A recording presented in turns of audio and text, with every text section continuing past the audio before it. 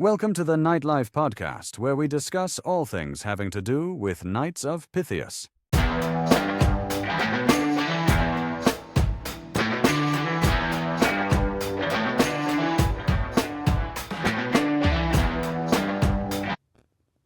Hey, we're back here on the Nightlife Podcast, and we've got some guests this time. We've got Matt Cordovas and Charlie Stevenson. Both of them are Knights of Pythias and in different domains. Matt's been in the domain of Missouri, and as well, and now he's in Florida, and Charlie's there in the domain of Texas. Reason why we wanted to bring them in on this episode is because we really wanted to discuss why people should join Pythianism and get maybe an understanding of the different cultures out there, because me and Dylan come from the same lodge, and so we wanted to hear more about them. Charlie, to start with him, he has been pretty much every grand officer you can be in the domain of Texas and has won several awards in Knights of Pythias. And Matt Cordovas, as we know, has been several leadership positions and has been in the from my understanding, right, Matt, you've been in the Grand Line. I don't know if you've been in the Grand Line in Florida. Yes. You have been, okay. And as well as something that we want to talk more about, but has doing a lot of good there, getting the DMLA as the official youth group of Knights of Pythias in Florida. So, and we're going to be talking more about that, which we're excited about. Anyway, is there anything that I missed that you guys want to say about your time in Knights of Pythias before we kind of get started on the discussion? You pretty much hit the highlights. Yeah, covered everything. Perfect. One of the things that when I was talking with Charlie that I thought I had never heard before personally, Dylan had to educate me on that, but it was about the six-pack award. And I'm new, as you guys know, to Knights of Pythias, so I was like, what the heck is the six-pack award? It sounds like something I would want to win. Anyway, so Dylan was telling me it's about getting 6 new members involved in the Knights of Pythias. Charlie, tell us about that award. I mean, was that easy for you to get? I never heard of it, so I was just curious, was that easy or hard, or what's the story behind the six-pack award? You know, I really didn't know that the award existed. So the lodge that I joined was having a lot of trouble, and membership had kind of dwindled down. And so I was able to recruit a bunch of guys that I knew that were interested in becoming Pythians. And so I had a class of 12 guys join the lodge. You know, we did short form rank work. It was great. And I was just thrilled that we had members to fill spots so the lodge can be active and we could do the ritual properly. And the next thing I know, in the mail, I get this certificate and this little lapel pin for the six-pack award, and I'm like, what's this? And no, it was just to recognize recruiting 6 members. So I recruited 12, so I had kind of like an oak leaf cluster. You know, I had 2 of those. But for me, I was just thrilled to find people that were interested in our order, that really took it to heart. And Gotcha. Yeah, so that was just kind of a plus that I wasn't expecting. So yeah. What about you, Matt? Do you have that same six-pack award? You know, I don't know if that was around in 2004 when I first started Lebanon Lodge number 443 in Lebanon, Missouri.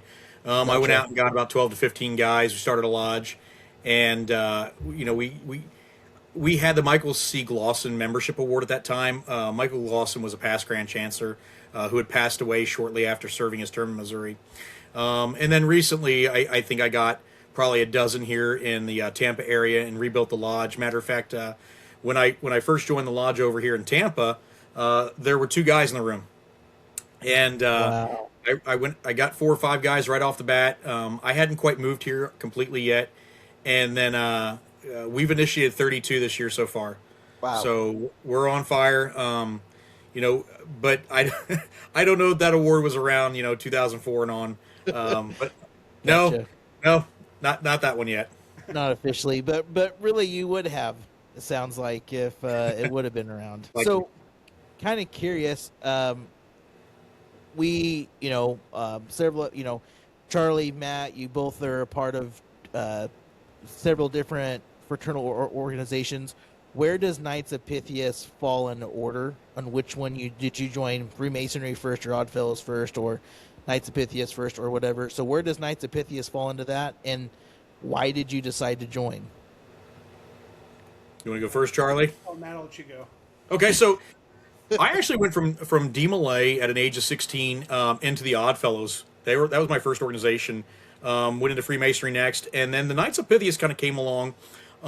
The past Grand Master of the Cryptic Council of Masons in Missouri was Robert Bray. He was a Grand Chancellor, I think, in 2004, 2005, and he was a senior D Malay himself. Anyway, he approached me and said, "Hey, had you ever heard of the Knights of Pythias?" And I said, "Of course, historically, they're part of the Big Three." Well, at that time, ironically, most of the Grand Lodge officers from Missouri were senior D Malays. And I thought, you know what, this is really cool. So I got involved. I joined a dying lodge. And I think for me it was most impactful because I had gone, into D Malay at a later age. And I went through these organizations, but the Knights of Pythias was a lot more laid back at the time. But it had more support from that senior D Malay aspect. And so for me, if I were to rank them, they all have their ups and downs. They all have their pros and cons. And they all have something to offer each young person or, even an older person. But for me, I think the Knights of Pythias has its place in the fact that we're a Title 36 organization. And the other two, while they have great tenets, I like the idea that I can tell people I'm the only knight recognized by United States Congress. I mean, How cool is that? It's very cool. How awesome is that? So for me, I just get joy in saying that I belong to such a great organization. So I don't want to say I rank them in any particular order, but I tend to veer more towards the Knights of Pythias on my activity level than the other two at this stage of life. Gotcha. Thank you, Matt. Charlie, what about you? Well, I first started out joining a Masonic lodge.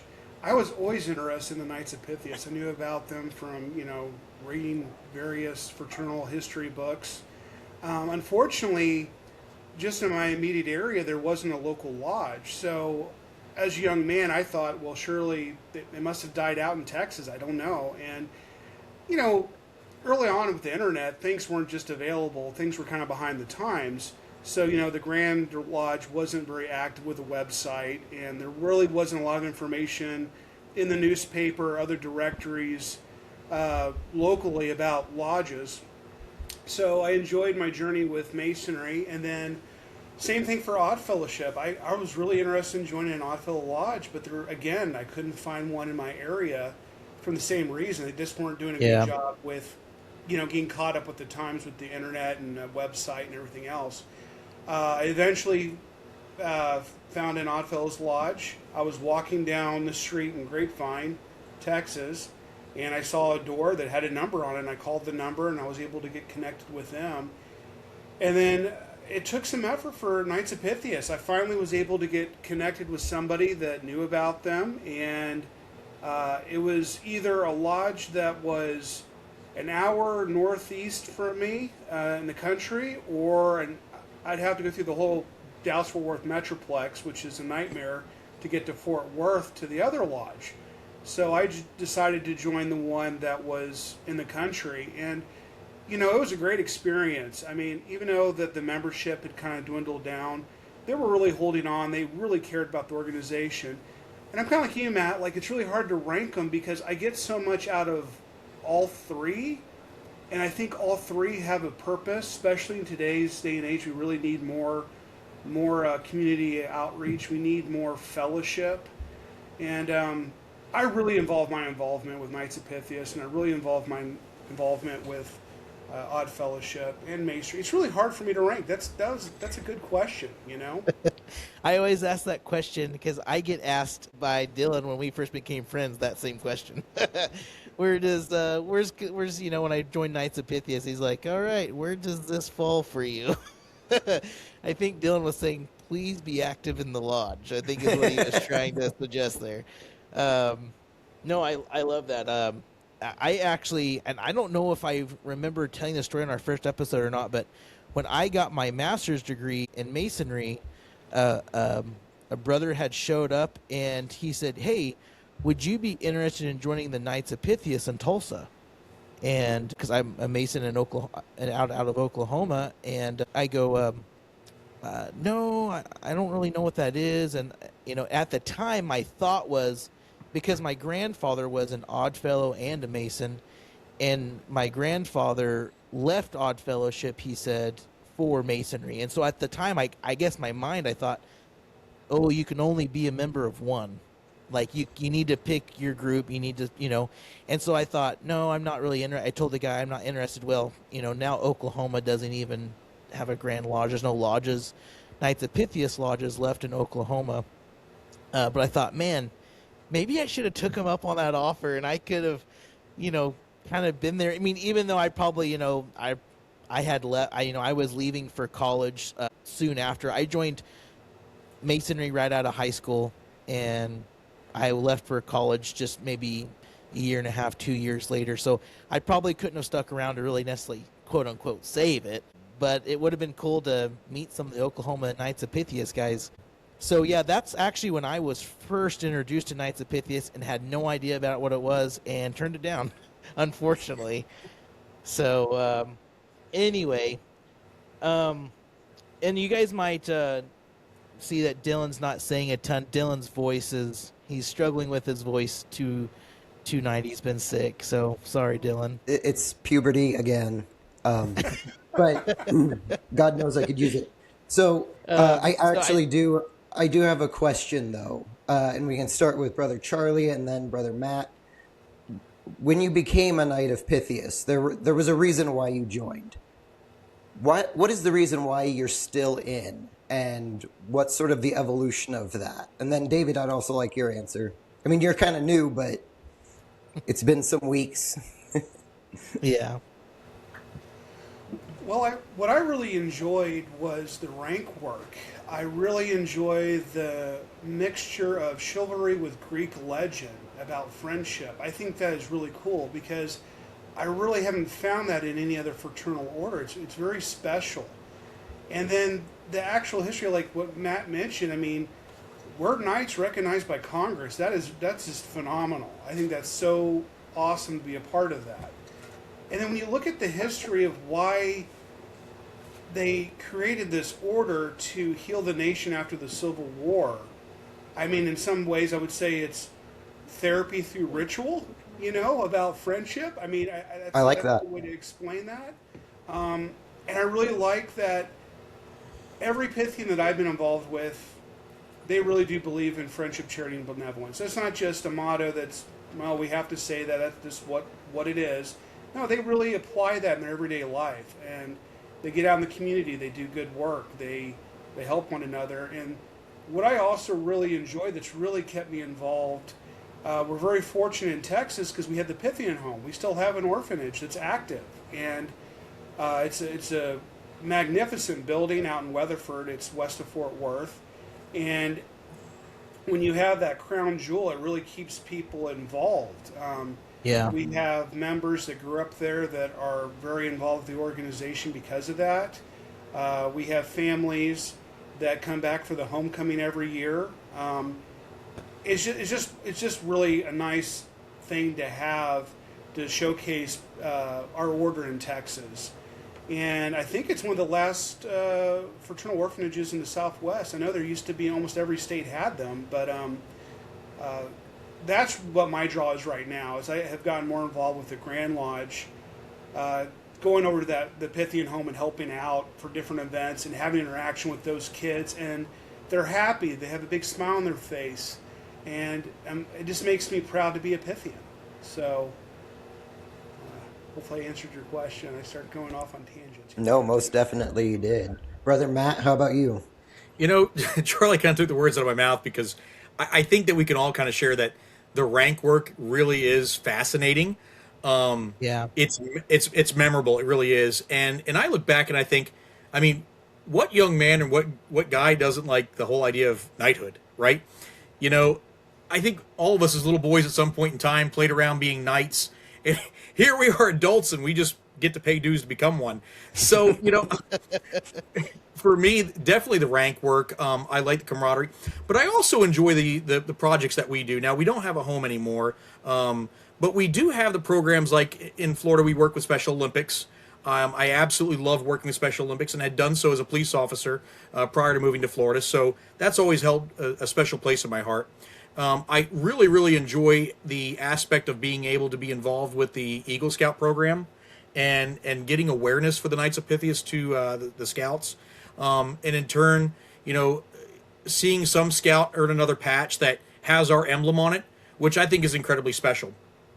But I have to say that the rank work and that knightly chivalric camaraderie is what keeps me involved. I absolutely don't get that same experience in any of the other organizations at all. And of course, with D. Malay, it has that little blend to it. Yeah. D. Malay, of course, was a Knights Templar. They have the Order of Knighthood. And so it all kind of blends together in one little mosh pit. And I can't get enough of it. Never could. I absolutely just, I love it. Yeah, those are two really good answers. Let's see if Dave can ruin the third. No, you'll get it. How long have you been in, Dave? I don't remember exactly when you joined. I joined, I think it was in July or August last year. That's right. And what it was is I had known Dylan for several years, but I wasn't necessarily trying to. I just told him if I ever move to the Kansas City area, I will join Knights of Pythias. And happenstance, my work moves me from Colorado to Kansas City. So that's where our headquarters are at. So anyway, that's when I was like, all right, fine, I got to keep my word. And I really didn't know what to think. I knew I liked Dylan, but I really didn't know what to think about Knights of Pythias. And again, like what you guys said, the ritual really is the thing that kind of grabbed my attention and made me think, man, this is really cool. I want to keep doing this. And then talking to Dylan, we've, there's some really cool books out there, The Golden Shield of Pythian Knighthood, and some of those other ones that I'm sure Dylan could just roll off the top of his head that I struggle with sometimes remembering all the books. But anyways, reading those books and being able to discuss those within the lodge, and then just in personal discussion with Dylan and some other guys, that's what keeps me going back to Knights of Pythias, is studying Pythianism. It just keeps me going back and being like, I just love it. And I think it's great. So that's what keeps me going back. And we just have a good lodge. Like Matt was mentioning earlier before we started the show, we've got some really good guys in our lodge. And all the guys are just good, friendly, laid-back guys who just want to have that brotherhood. And I do like that. We got 3 good answers in there. I'll throw in. It's crazy. I'll throw in for a 4th. I think what has kept me in when I joined because I was asked by a couple of good friends to join, and I was kind of curious about it, and I honestly didn't think it was going to be all that much. I had no idea what fraternalism was. After I joined, met some of the nicest guys you'll ever meet in your life, and they're, like Matt was saying before, it's a really nice, tight-knit group.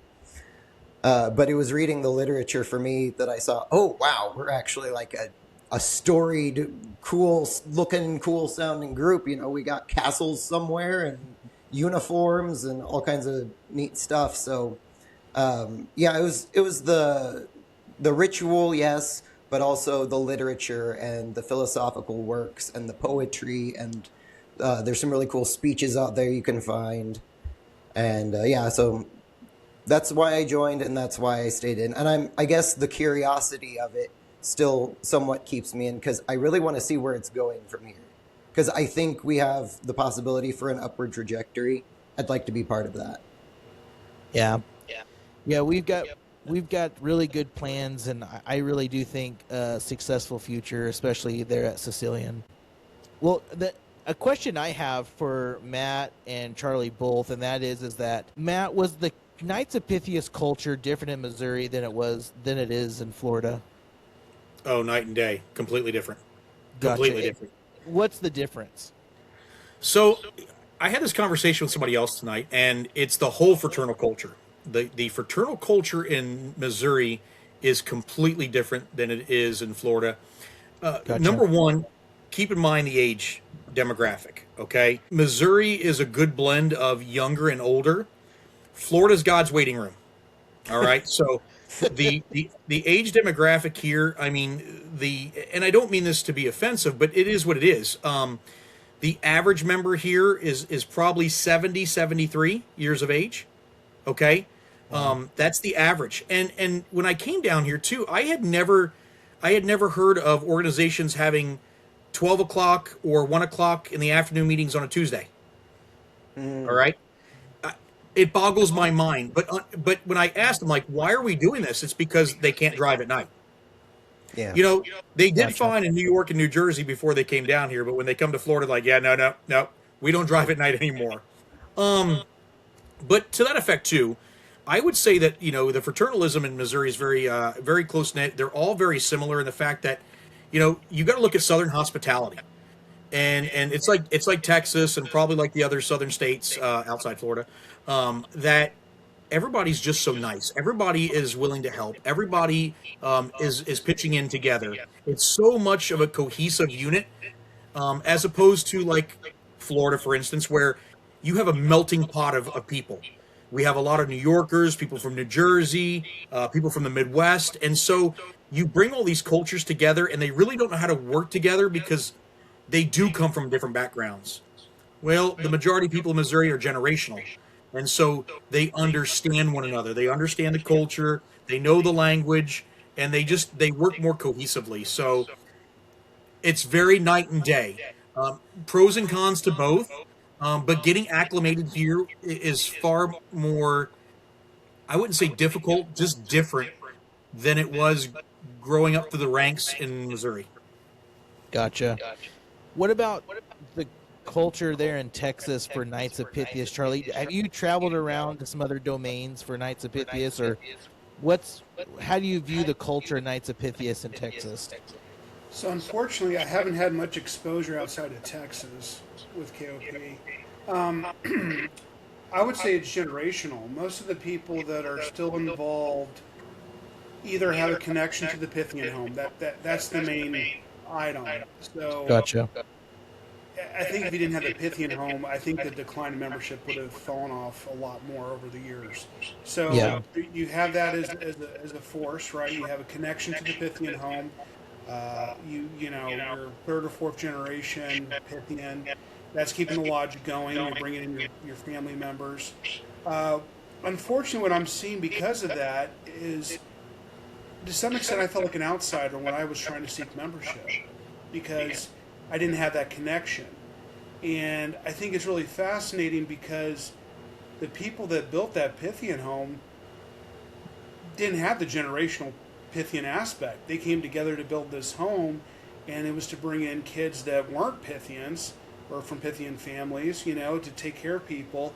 So I think there's some opportunity to do a better job with PR and getting more people interested in our order. And I think the time is now. I mean, I've seen an upswing in membership. I'm kind of digressing a little bit, so forgive me, but Texas is a big state, so since the lodges that are most active are closer to the Pythian home in North Texas, Houston kind of fell off the radar, because that's a 4 or 5 hour drive from the Pythian home. So, yeah, and that was the first lodge. That was Texas Lodge number 1, and so I worked really hard to get a good group of guys down there to get that lodge up and running again. And we did. 2 years ago, and they're thriving. They are putting on ranked work almost monthly, and they're growing and doing a great job. And they're so excited. I think they're going to help start another Pythian lodge, possibly in San Antonio. So, you just got to find the right people that are interested, and they love the history. They love the idea of being a knight. I mean, like you said, Matt, every boy thought they were a knight when they were younger, and everyone, we don't really grow up. The toys just get more expensive, right? Yeah, exactly. No, but I would say overall the culture is they really do believe in the principles. They do a good job supporting the home. It's just we need to work on getting the word out there and letting know people what we do, and we're still here. So Yeah. Well, that's awesome. I can't really speak a ton for Knights of Pythian culture quite yet because I just haven't really been in long enough. But Dylan, what would you say? I mean, if you had to describe Missouri Pythian culture, what would you say in your experience? I guess Kansas Pythian culture too. Yes, very true, very true. I would say I haven't traveled around different jurisdictions either, Dave. So I would say that the different Pythian lodges within the domain of Missouri all have a vibrant community of their own. It's all slightly different atmosphere in every case. So with Sicilian Lodge, it's a very close knit. All the lodges are like a family, I'm sure, but with Sicilian Lodge, you could totally imagine all the guys have growing up together, that kind of thing. Yeah.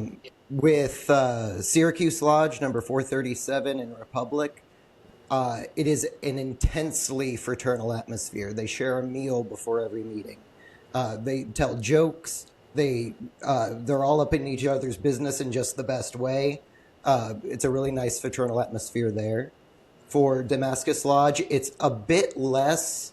It's certainly not cold or anything. It's a warm atmosphere, but it's less personal business necessarily, and a bit more into the knightly arts. And everyone wants to talk about a cool sword they saw on eBay, or different tabards that they're going to use at a Renaissance fair. Things like that. Similar to Montauk Lodge. With Montauk Lodge, they're into gaming culture, so they got Magic the Gathering stuff to talk about. So I would say it's a really good split all across the board with different atmospheres that you see just within the domain of Missouri. So I bet you somebody from another jurisdiction, if they traveled around, they'd probably find some lodges that they'd relate to and some maybe not so much.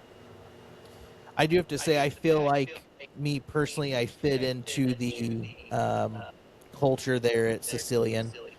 I feel like I fit in with the guys, and I appreciate that. We just had a happy birthday Knights of Pythias for their 167th birthday, our last meeting on Saturday, and it was just nice just to do something kind of fun, you know what I mean, and hang out with the guys, and I really enjoyed and appreciated that time with them. Something that I think is really neat within the Knights of Pythias that we all share, and that's that common, just like with other fraternal groups, right? You share that common bond with ritual and all the experiences and stuff like that. So I do have a question. Within the Knights of Pythias, right, there is the Dokis, the the Dramatic Order of the Knights of Coruscant, and which is, I guess you could compare them, for people who don't know, they're basically the Shriners for Knights of Pythias. Tell us about your Doki experience, being initiated. What does your Doki do? I mean, just tell us about your Doki. Matt, you want to go first? Sure, yeah, mine's very short, actually. I was a charter member of ISIS. I think it was number 161 in Springfield, Missouri. I was the second Royal Prince. Unfortunately, it just really never took off. And with Syracuse and Carthage and Lebanon at that time, in that area, we tried to make it to where that Doki temple served all three lodges, and it was hard to give a go at it because most of these guys were tied up in Freemasonry, and and with Freemasonry comes a lot of obligations, especially with all these organizations that you can join through it. And so the time constraints were there, and unfortunately, it kind of took a back seat and suffered because of everybody's time constraints. So my experience was very minimal, unfortunately. I do hear some domains that have some really vibrant programs, but Missouri had a real tough time at it. Even when I was in, they had a temple up in Kansas City, and they met, off and on, and it really had a tough time taking off up there. during my Gotcha. my time there. I hate to hear that, but I totally get that. I mean, there comes a point where you literally can't save when the guys who are trying to save organizations are literally members of every single other organization, which seems to be a trend. It's just hard. It's a tough one. What about you, Charlie? So I was always fascinated with the order. I knew about it. I didn't know if it was still around, to tell you the truth. And so the more I got involved with Knights of Pythias at my lodge, I started asking some of the older members, is Doki still around? I'd like to join. And I got a little bit of the runaround at first. And then what I came to find out is, they had temples all over the place. Had them in Texas, San Antonio, Austin, Dallas. And then the only one that was really still pretty active was Fort Worth. And then there was one in East Texas in Longview. And Longview's just too far of a drive from where I live in North Dallas. So I went over to Fort Worth and I got involved with that lodge and found that their Doki Temple was a lot of fun. I mean, the membership was older. There were some guys that were in their late 80s, early 90s that were keeping it together, that still remembered the ritual, all the props and everything. And I joined the group. I loved it. We had a great time. Then some of the older members, just because they were infirmed and older, they weren't able to make meetings. The way they had it set up for their monthly business meeting was it was always after the Pythian sisters had a meal. So it was a purpose to come to the lodge to have some interaction with the sisters. There was a nice meal, and then we would have our Doki meeting. The problem was, as the membership was older and people weren't able to drive to the meeting, we got down to just a handful of guys, and we were struggling. And I suggested, why don't we move this to a Saturday morning, and that way you can pull from the membership, which was kind of like what you said, Matt. We had multiple lodges that was the temple that they were a member of, and so that worked out really well. We were getting people to attend. Saturday morning doesn't really take away from too much, and then as my lodge grew and we moved it from Greenville, which was in East Texas, about an hour from the Dallas area, to Plano, we started having our charter kind of as a floating charter. It was in Fort Worth and Plano, so we would have a meeting in Plano for Doki after our KOP meeting, and then the next month we would have the Doki meeting after our meeting in Fort Worth, and that worked out really well. We still do that. The one thing that we're really good at doing is put on the 8th order. I know a lot of temples don't do that, but we have all the props and we do a phenomenal job. So if you haven't done the 8th order, come on down to Texas. We'll take care of you. That's something that maybe we might have to. Abba Temple might have to take a road trip. That would be fun. We would. I think the guys in Abba Temple would love that. Dylan, tell us a little bit about Abba Temple. It's very small, and we're getting it off the ground again. Yes, we just ordered some fezzes. Yeah, so It's been there's not a whole lot to say.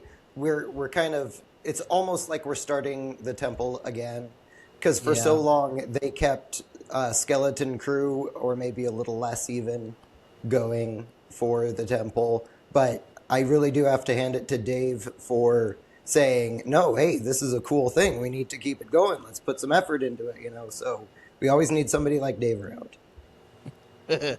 No, it's without Dylan and without some of the other guys, Randy and those guys, that we wouldn't be able to do it, and they're helping us try to keep it alive. It's so much easier to keep something alive, even if it is a skeleton crew, than completely have to recharter and all that stuff. So, and hats off to them for keeping it going. Yes, seriously. I have a question about, I have yet to really see the full ritual of Doki quite yet, right? But we're trying to put put one on and everything eventually. We're going to try to maybe put one on at a Grand Lodge session.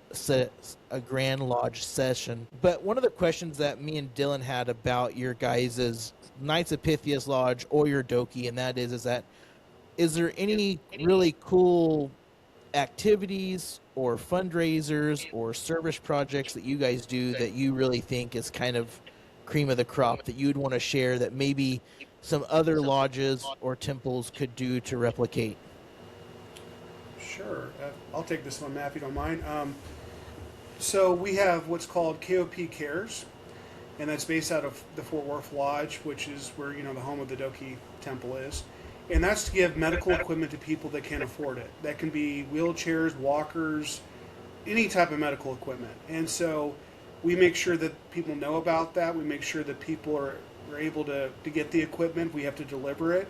And then we piggyback off that with our Doki Temple for Christmas and Thanksgiving. We make sure we get 20 to 30 turkeys and all the fixins and find families that are in need to make sure they have a nice meal for the holidays. Those are two things that I get a lot out of that we do every year. And that's probably our main focus with my Doki Temple, which I didn't even mention, by the way. It's Azota's Temple 175. Perfect. That is really cool that you guys do that. I heard I was talking to the Imperial Secretary for Dokis one day, and Ken Motor, and he was saying that he knows of a Doki temple that fixes wheelchairs, and I think that's pretty cool. Or motorized wheelchairs. What about you, Matt? Yeah, so a couple things. Florida has the Pythian Youth Fund, and it's a pretty healthy fund that it encourages lodges to be active within the communities doing stuff for the youth. As far as sponsorships for Boy Scout troops, or what my lodge does is we have what's called Challenger Baseball League. A couple of our guys are coaches, and we have all the jerseys done for the team. It is a youth baseball team that is comprised of young people with disabilities. And so, blind, deaf, cerebral palsy, muscular dystrophy, those who normally wouldn't play professional baseball, they have their own league. And this allows them the opportunity to feel special. It allows them the opportunity to be a part of something. And so, we have our lodge plastered all over those shirts. So that's one aspect that we get to be a part of the community. We also have the Pythian Relief Fund in the state of Florida. And what that does is it allows for the gap, I guess, if you will, to say, hey, I fell off a ladder, I broke my tailbone, and I'm out of work for 2 months. I can apply to that fund, and that fund's basically an endowment that will help me with my bills to an extent, my livelihood, and it's kind of a gap filler to make sure that I don't fall on terribly hard times. So we down here take care of our members as well as promoting youth activities on behalf of the Knights of Pythias. So I think those programs are completely vital for moving forward and what we have to offer here. Gotcha. That is really cool.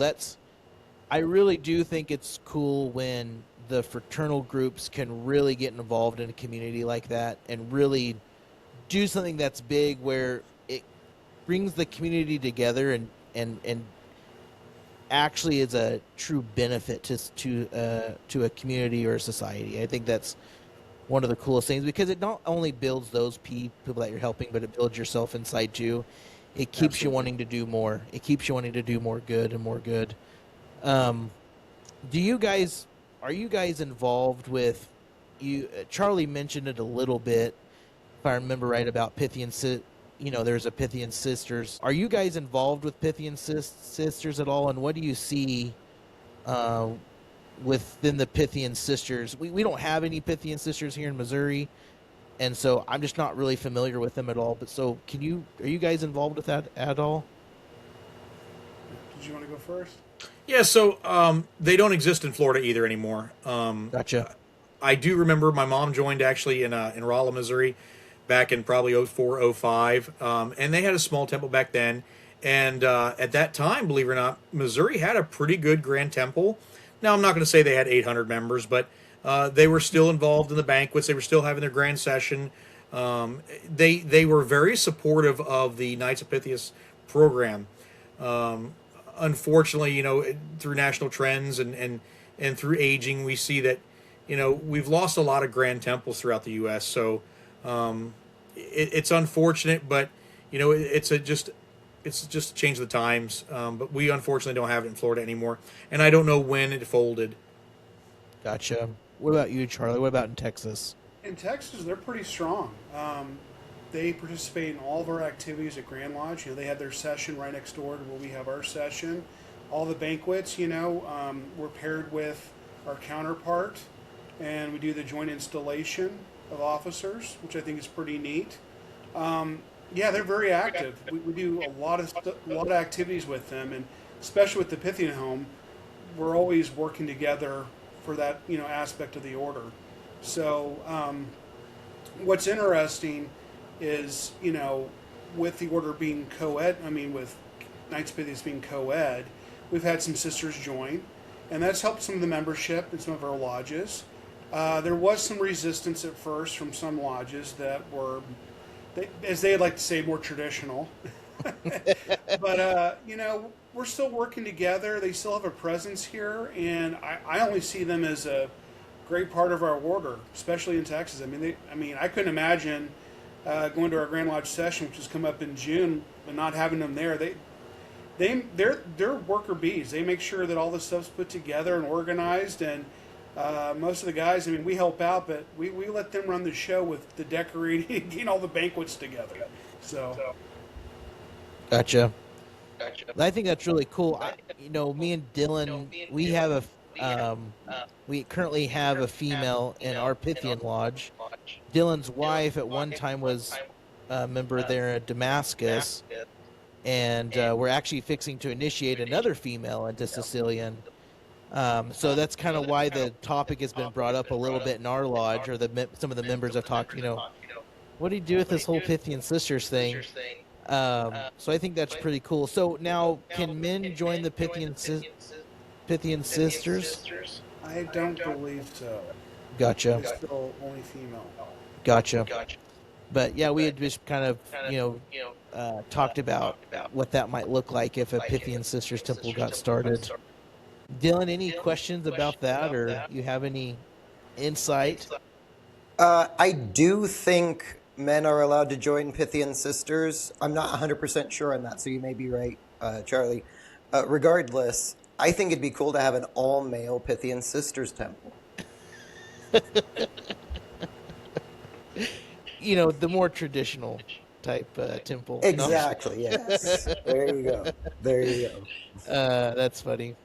David, let me touch on that a little bit on something in comparison. Yeah. The Independent Order of Oddfellows was probably one of the first organizations to really go co-ed in that aspect of the big three. And that happened around 2000. And at the time, we knew that it would be kind of a Band-Aid to an open gaping wound. And that open gaping wound was the deficit in membership. And my comment then was, what we're seeing is these old members bringing in their old wives. And that's kind of what happened. And this has been now 26 years that has been a part of the Oddfellows. And I can tell you that in 26 years, we've lost a lot of the Rebecca Lodges. A lot. And unfortunately, I see the same trend happening with the Pythian sisters. And I think in time, I think it's going to be unfortunate, but I think we're going to see more of the demise of it because they are able to just join lodges. Now, that's going to be said for most areas, but you may still have some areas like Mineral Wells, Texas, where they may no longer have a lodge, but they still have a Pythian Sisters Temple, and so that may be the exception to the rule. But I'm afraid that we may start to see the decline in those as time moves on, because of our changing requirements of membership. Yeah, I saw up in Nebraska. I'm an Eastern Star in Nebraska because that was the closest Eastern Star chapter that I could try and make the meetings, and out in Ogallala. And when I joined the Ogallala Eastern Star, with my wife, there were members coming from all over Nebraska, you know, on that western side of it that would come to all the different chapter meetings. Everyone was a member of every chapter in like a 60-mile radius, but which was not very long drive if you're from western Nebraska. But anyway, what they did in one place is they closed down the Blue Lodge but kept the Eastern Star chapter, so that they basically just made it simpler, because they're like, hey, we're all Eastern Stars anyway. We might as well just cancel the Blue Lodge, keep the Eastern Star chapter. And, you know, so I thought that was really interesting when I heard that, you know, let's cancel Blue Lodge, keep Eastern Star chapter, you know, so. That's very interesting. Yeah, and that kind of goes well into a question I was going to ask Matt. If we do see Rebecca Lodges closing as a response to, okay, now they can join the main organization, I guess my first question is, and this isn't a conclusion in my question, I'm wondering what's going on within the Rebeccas that isn't continuing to draw and keep it going, if it otherwise, you know, all other things being equal. Yeah, I mean, you answered the question yourself. Is, you know, what value are they getting out of it? And I think it's the same thing we're going to see in these other ones. Is, you know, what's the value? What do they offer that is different than the concordant body? And in my experience, there really wasn't much of a difference per se. I think a lot of it boiled down to, sadly, funding. You know, most of your Oddfellows lodges had considerably more money than the Rebecca lodges, and I'm sure it's probably the same in the Pythian lodges, that we have considerably more money than the Pythian sisters. So we're able to put that money towards projects. We're able to put that money towards charities, and the sisters, you know, would struggle to do so. Now, that's probably not the case for everyone, but I would say a vast majority, that's going to be the case.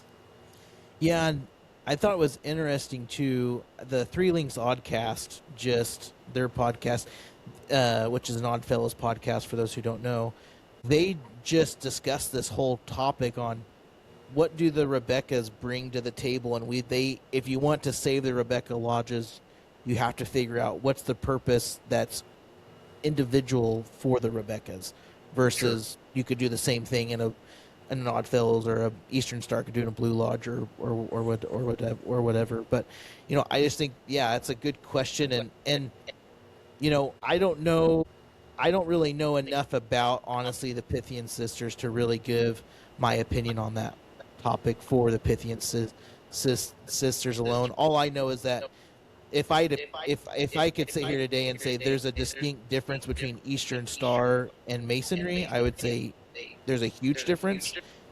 Eastern Star is way more focused on charitable things. They have a lot of designated charities, from my experience in Eastern Star anyway. And there's a big difference between that, going to an Eastern Star meeting and a Blue Lodge meeting. I'm not a Rebecca, but from my understanding, it seems like going to a Rebecca meeting is very similar to going to an Oddfellows meeting. So that's my opinion from my experience, which with the Oddfellows is very little. But with Eastern Star versus Blue Lodge, yeah, I think there's a big distinction between the two meetings. Yeah, and to follow up with that, Dylan, you know, this is the same for every group. Any prospective member always asks 3 questions. Number 1, what is it? Number 2, what does it cost? And number 3, what do I get out of it? / what do you have to offer? And the third one's always the hardest question to answer. So, like you said, you know, Eastern Star and Freemasonry have a significant difference, whereas the Rebeccas and the Oddfellows, almost the ritual almost mirrors each other. And the Pythian sisters, from my understanding, was very, very similar with the Pythian Lodge, minus a few aspects. But I think the biggest problem is they really didn't have that third question answered really well. And unless you can answer that to where society says, you know what, I want to be a part of that, you're going to continue to decline in membership and decline in your offerings. That makes sense. Yeah, I think bringing it back to Pythianism, you know, for me, I look at the ritual, and I think, so the Pythians allowed females into the lodge. but then didn't really change the ritual at all. It's so male focused. It just, the feeling is male, and I think that is one thing that is kind of, it's almost, for me anyways, not awkward but awkward. It's like, because I actually was initiated with a female, and I thought the entire time, man, this is so much more focused towards me as a male than it is this lady who's wonderful, who's a huge asset for our lodge. And I felt like, man, in a way, is she getting gypped a little bit? I don't know. I'm just, what's your guys' feelings on that? I feel like the ritual is so male focused. Well, look at the historical aspect. Take it from the historical aspect. Women weren't knights. You got the one major exception maybe with Joan of Arc, but women were not knights. And so this organization is based on knighthood. It's based on Damon and Pythias. And so I understand the concept of why they brought in women. However, you would have to just absolutely rip apart the ritual and make it to where it takes away the tradition, and I don't mean the tradition of just Pythianism, the tradition of knighthood as a whole, to cater to the new membership requirement, unfortunately. But in the same breath, in the same breath, though, I think even young ladies are like, knights are cool, knighthood, chivalry. They like chivalry anyway. So I think in that aspect there's a respect for it. Yeah, no, I agree with that, and that's guess where I'm coming from too. Is like, the lady who joined our Pythian lodge, she loves it. It seems like she has a lot of respect for the ritual, all those types of things. I just kind of, in a way, felt bad. You know what I mean? I thought, man, I wish this could have been more. Maybe the feeling could have been more special, and maybe it was more special to her than I realized. But I just was going through the ritual, thinking to myself, man, I just feel bad that it's not, that maybe her experience is not focused on a more. I don't know. Charlie, we've covered a lot of ground in the last 8 minutes. Would you like to weigh in? Well, I was going to kind of go a different direction. I was going to talk about the youth groups. I mean, I was curious if any of your domains still have is it Junior Lodge or Junior Order? I forget. Junior Order. Junior Order. And then was it Sunshine Girls for the... Yeah. I mean, it's pretty much gone in Texas.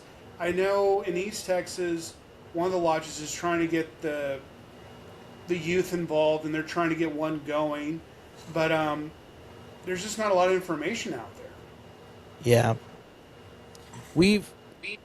Dylan has daughters. I have daughters. We talked a little for like one day, about doing Sunshine Girls and kind of looking into that. But like you said, Charlie, there's really not a lot of information on it, and there's no upper echelon support of any kind to even really assist in any of that. David, this is a good opportunity to maybe discuss the whole DMLA thing and why that was thought about. Okay, so let's get into that, and this is absolutely going to wrap around what you're talking about, Charlie. So DMLA, the Order of DMLA, was founded in 1919, and it was founded there in Kansas City. And most people think that historically it is a Masonic youth group, and that's not accurate. It is traditionally Masonically sponsored, but it is its own autonomous body. And so in Florida in 2024, the House passed Bill 1317, which states that any patriotic organization recognized as Title 36 could solicit members and promote within public schools. Well, DMLA is not a Title 36 organization, but the Knights of Pythias is. And so we had approached the Knights of Pythias and said, look, this is who we are. We are a patriotic organization. We teach these tenets, which is closely resembled to what you teach. And we decided to form a partnership. And so we became the quote-unquote youth group to the Knights of Pythias, as well as Freemasonry in the state of Florida. What does that really mean when we look at the Junior Order and the Sunshine Girls? Well, this is 2026. And unfortunately, in today's day and age, we have bad actors.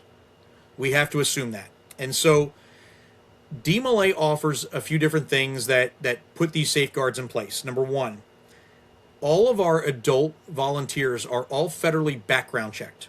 They all must pass a federal background check. And once they have passed that background check, they have to go through a youth protection program, the same youth protection program that Boy Scouts of America, now Scouting USA, puts all their adults through. And for the following reasons, obviously. Cases of assault. All right? So we've placed that safeguard in place, which means in doing so, all of our young men are also insured. Every young man is insured through an insurance company, a rider program through DMLA International, all right? So looking at this from the outside in, we have a youth organization that has adults that are trained to work with youth. They are approved to work with youth. They have satisfactory passed background checks to work with youth. We train them, and then our youth are protected through insurance in case of any kind of assault where we are liable. Now let's look at that from the Sunshine Girls and the Junior Order aspect. They don't have those protections in place. And so if we have adult males working with the Sunshine Girls, is it going to be difficult to recruit young ladies from the general public in an organization which we don't background check our adults? Of course it is. Just to be blunt, the Supreme Lodge and the Knights Pythias do not have the internal infrastructure to be able to really create and sustain youth programs in 2026. Yeah. Between the insurance liability, the advisor training, the programs, and the background checks, they don't exist. And so it's going to be very hard to be able to establish those programs or maintain those programs without those safeguards. And so what we did in Florida, I would love to see mirrored across the United States in forming community partnerships, if you will, or endorsements. Why try to start something new when you already have something in place and it's plug and play? You've already got young people that you can easily funnel into your Pythian lodges because why? We talked about earlier, DMLA and knighthood. It's cool, right? And so, and look at this too from an affordability aspect. If people feel that DMLA was tied to Freemasonry, the average Masonic Lodge dues are between $100 and $150 a year. The Knights of Pythias are far more affordable, between $25 and $50 a year. So if I'm a young person and I want to continue my fraternal my fraternal experience and build my fraternal resume, especially 18, 19, I'm going to go with what I can afford. Yeah, it's true. And so it's just a no-brainer that we can form these partnerships and build on this program as opposed to trying to start something like the Junior Order, which respectively, it has its right, but unfortunately, it has a tough place in 2026 due to the bad actors that we do have in the world. And think about it too, and I don't mean to put this out there in a negative way, but when we do our background checks as an investigating committee for new Pythians coming in, and I think I can speak for all organizations, do we do a really good job of investigating our prospects? Do we go the extra step and the extra mile to make sure that they don't have a criminal record, that they're not on a sex offender registry? And unfortunately, in some places, these people in different organizations have slipped through the cracks. And the last thing we want to do is expose our young people to these people without doing our due diligence. 100%. Matt, thanks so much for covering that. Yeah, I know that.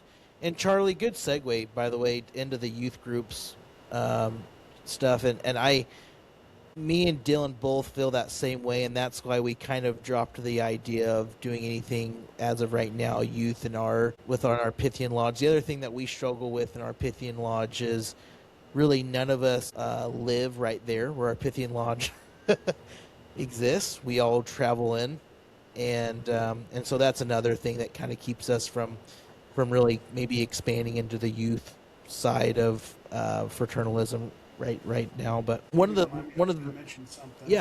Yeah. So as I mentioned, my Pythian lodge that I joined, Banner Lodge 86, was in Greenville, which is an hour northeast of the Dallas area.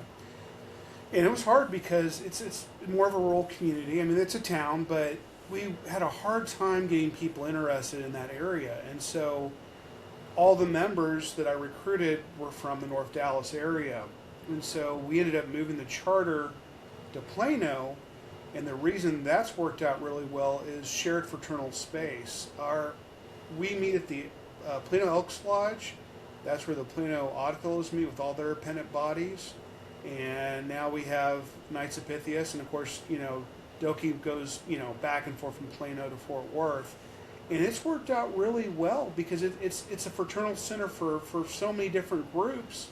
And you get some crossover. If you're already exposed to fraternalism, it's not scary, right? So you're like, oh, okay, well, I love degrees. Well, try out rank work. You're going to love it, Yeah. And now, that's not to say we haven't had people that are new to fraternalism in general that have sought us out because of the history and the chivalry aspect. We've had that too, but I think working together, like you said, Matt, with Deemley, I think is a phenomenal idea. I'm going to actually take that home with me and work on that because Deemley is really strong in North Dallas. So the idea of, like you said, you like knighthood stuff, well, come on over here, Absolutely, and I'll tell you, in Florida, it's been received with open arms. It really has. We had our Grand Chancellor at our Deemley Conclave banquet. They're really working together. A matter of fact, this is how so much of an impact it was, and we signed this community partnership at Florida Deemley Conclave in July. 2 weeks later, we had a warrant for a new lodge, a new Pythian lodge in Leesburg. 2 weeks. Wow. In response to seeing that Deemley was being sponsored by the Knights of Pythias, we did have a bunch of fraternal brothers, a bunch of Masons say, you know what? We want to be part of the Knights of Pythias, and they formed a new lodge. Just this week, we set up the program for another new lodge in Avon Park, and we have another one popping up in Jacksonville. All because we are sponsoring and working with Deemley. So what you're saying, Matt, is Knights of Pythias is not dead. That's correct. Growing. That's absolutely right. And that's one of exactly it. Is they found purpose, Yeah. That's one of the main reasons me and Dylan wanted to start this podcast, because what was so interesting is as I was listening to the Three Links Oddcast, I was like, man, Odd Fellowship is not dead. New lodges were being formed, new encampments were being founded, all those types of things. And I was telling Dylan, I was like, I think a lot of people out there, they're sitting in their one little 5-person lodge and they're thinking it's dead, it's losing, I really don't need to put much work into this, it's dying. And the next thing you know, you're hearing this podcast and there's this lodge and this lodge and this lodge and this lodge, and you're like, hey, this thing's not dying, maybe I should be doing more. And I was telling Dylan about the same thing. That's one of the main reasons we started this podcast, was to show that Pythianism is not dead. And in fact, we're hearing tonight, it's growing. It really is. And so, I want to let every Pythian out there know, keep working hard in your Pythian lodge because it's not dead. It can grow. Keep at it. I thank you for sharing that, Matt. I appreciate that. Absolutely. You got to consider we got about 250 roughly Pythians in the state of Florida. We have over 350 DMLAs and 300 adults, so it's a good pool to draw from. And it was a win. It was absolutely a win-win. There was no win-lose. There was no monetary exchange. Nothing. It was everything for Pythianism to gain, and we're absolutely very, very quickly and promptly watching it work. And so, if we can grow off this and we can raise awareness for the Knights of Pythias, we're doing pretty good. Yeah. Well, Now, I wanted to say that. I'm sorry, David. No, go. I was going to say, forget that 6-pack award, Matt. I think you get the keg award. I mean, my goodness. That's awesome. Oh man, that's hilarious. Well, I kind of wanted to talk a little. My last question was, and maybe I don't know Charlie's background on this. I know Matt's getting involved in this, and that is Pythian regalia. So we wear regalia, right, to show off our order and things like that in parades or what have you, and pictures on Facebook, whatever. But, the Pythianism doesn't seem to have anymore anyways. Lots of regalia. You see the pictures from the early 1900s, and they've got the Pythian whole suits and the hats, and they've got the whole thing going on. That's kind of faded away. And now maybe we just kind of have some Pythian collars and maybe just some jewels you can pin on your shirt. Matt, Charlie, talk a little bit about what you know or about Pythian regalia a little bit. Yeah, so you want me to go for there first, Yeah, Charlie? sure. So yeah, so if you look at a lot of pictures and you see the regalia that's available out there historically for the Knights of Pythias, it was always a metal badge, right? Yeah. And you got to understand something: men wore suits back then, and so it was easy to be able to put that on your lapel, and that was your badge, that was your sign of office. Then that's outside the uniform ranks, and so as time has gone on, we no longer wear suits anymore. We see a lot of more of the neck collars, and so that drop has become not just a pocket badge anymore. It's kind of become either a collar or cords. I think in Missouri you still wear the red cords. Is that correct? For the Grand Lodge, is that still correct, Dylan? Yeah, that's correct. So, fun fact: those red cords actually came from DMLA International. Those are the Legion of Honor cords, and what we did was that was exactly what they are, the Legion of Honor cords that came from DMLA International, and we hung the pendant off those. So there's a little bit of DMLA history there. But I think as time has gone on now, we've definitely moved into the more collar aspect of it, and that's a lot for awareness. And secondly, it allows people to see that we do have something to recognize the hard work of our officers. What that looks like is different from lodge to lodge, whether it has fringe, it's blue, it's red, it's yellow. There's some great companies out there, and I'll give a shameless plug to Fratline Emblematics. Sean Warren is fantastic. He really designed some awesome collars that have been sold to many lodges, and it's become a trend now that we're seeing more neck collars with the jewels as opposed to the old pocket badges. So I think if we maintain that trend for at least for now, it at least gives us that public recognition. Uniform ranks, of course, obviously long gone, and it's hard to find manufacturers that can produce and replicate any of that equipment, to be honest with you. Gotcha. Thank you. What about you, Charlie? Any comments on Pythian regalia or? I think Matt covered pretty much everything. The one aspect that I've seen from some lodges used to have a purple fez. They used to wear the fez with the logo on it, and some of them, that's what they wear in lodge. I think that's interesting. I know locally there's been some interest in bringing that back, but most of our guys, it's like what Matt was saying, it's just a collar. Yeah. Some of us have the pocket jewel. We'll wear it for like special events, past Chancellor Commander jewel.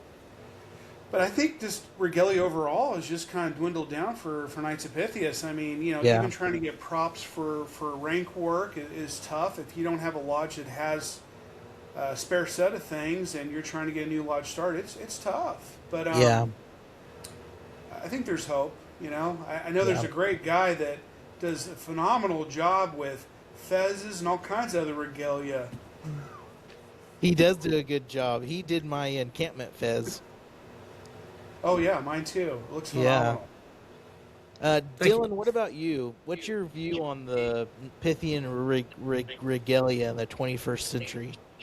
So, yeah, there's not a whole lot available. We don't even get catalogs from Supreme like we used to, even for basic stuff like, watches and rings and things. Historically, lodges would be fully decked out in entire uniforms and suits and robes and all kinds of stuff. If you look through the old catalogs, you can see that the prelate had sort of clergy attire, and for long form rank of knight, there's lots of different roles that would have their regalia as well. So I think we would really do well individually as lodges while we wait for Supreme Lodge to find its footing in providing those things themselves. I think we'd really do well to kind of look at what was done historically and maybe use that as a loose template for the different roles.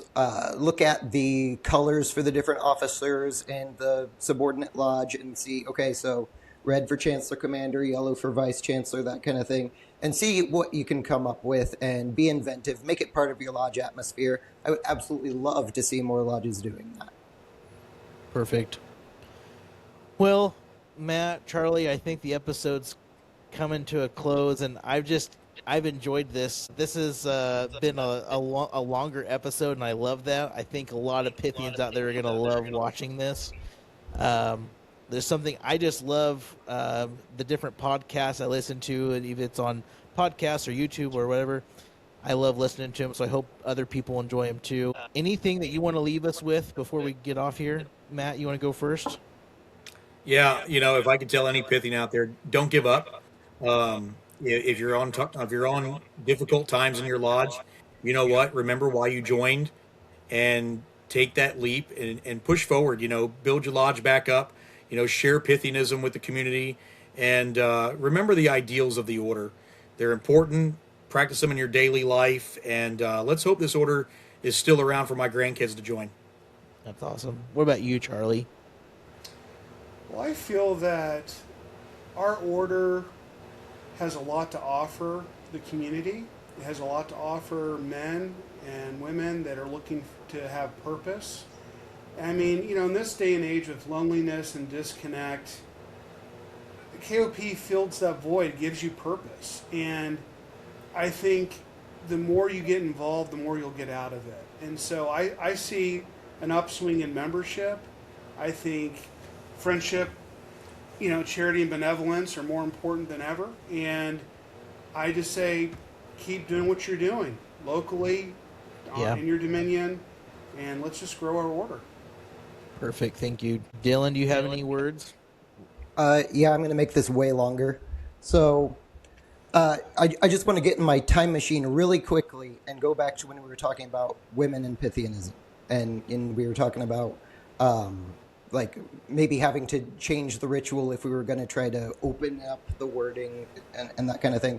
I didn't have a good chance to jump in on that. I just like to add a little bit, and I think it melds well with everything we've talked about since.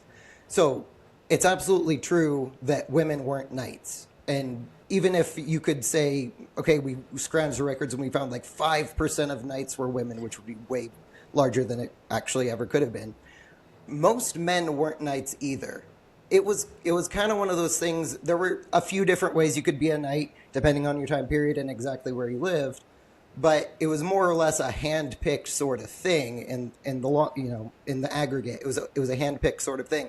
So I think you would find there would be a lot of people who were knights back then that would say, oh yes, this is not for the common man.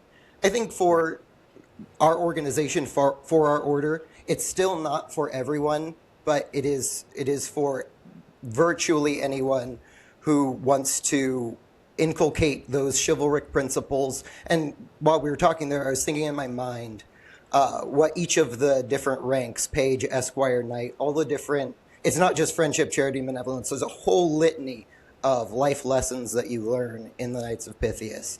Loyalty, obedience, what that even means, standing up for others, watching out, keeping yourself in check, keeping others in check. We learned that big time in rank of esquire, right?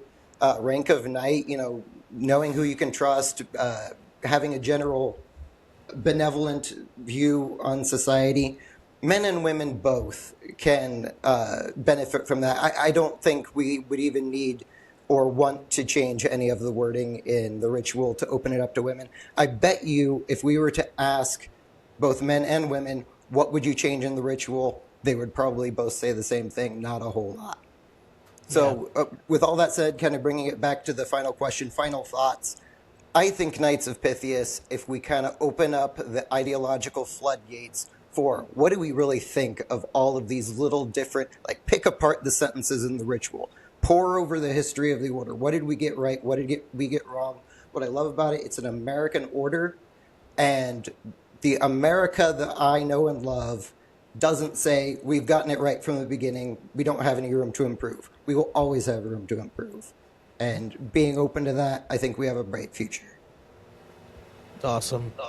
Well, thank you guys. I love Knights of Pythias as well, and my closing thoughts are just that, if you do just have a lodge of 5 guys or whatever, you've just got a few of you, that could be an amazing Pythian lodge. You don't need 30 guys at lodge to have an amazing lodge. If you inculcate the values learned and shared in Knights of Pythias, your lodge meeting every 2 weeks or once a month or whenever it is can be the best meeting you can go to. So